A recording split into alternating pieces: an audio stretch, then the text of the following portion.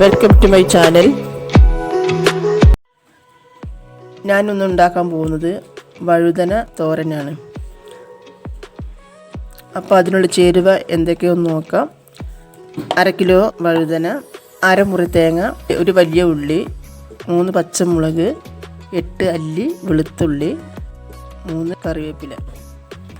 ഇനി നമുക്കൊന്ന് തയ്യാറാക്കിയെടുക്കാം. എണ്ണ ചൂടായതിന് ശേഷം 1 ടേബിൾ സ്പൂൺ കടുക് ഇട്ട് കൊടുത്തിട്ടുണ്ട്. കടുക് പൊട്ടിയതിന് ശേഷം അതിലേക്ക് കറിവേപ്പില ഇട്ട് കൊടുക്കണം. കൂടാതെ നേരത്തെ മാറ്റി വെച്ച ഉള്ളി, പച്ചമുളക്, വെളുത്തുള്ളി ഇവയെല്ലാം കൂടി ഒന്ന് നല്ല മിക്സ് ചെയ്ത് കൊടുക്കണം. അതിലേക്ക് ഇത്തിരി മഞ്ഞൾപ്പൊടിയും കൂടി ചേർത്ത് കൊടുക്കാം. ഈ കൂട്ടിലേക്ക് തേങ്ങ ഇട്ട് കൊടുത്തതിന് ശേഷം നല്ല ഒന്ന് ഇളക്കി യോജിപ്പിച്ച് വഴുതന ഇട്ട് കൊടുക്കണം. പാകത്തിനുള്ള ഉപ്പ് ചേർത്ത് കൊടുക്കാം.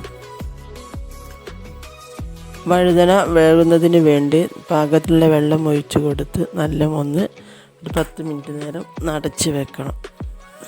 തീ ലോ ഫ്ലെയിമിലിട്ടാൽ മതി, അധികം കൂടിയാൽ കരിഞ്ഞു പോകും. നമ്മുടെ തോരൻ എന്ത് റെഡിയായി കഴിഞ്ഞു.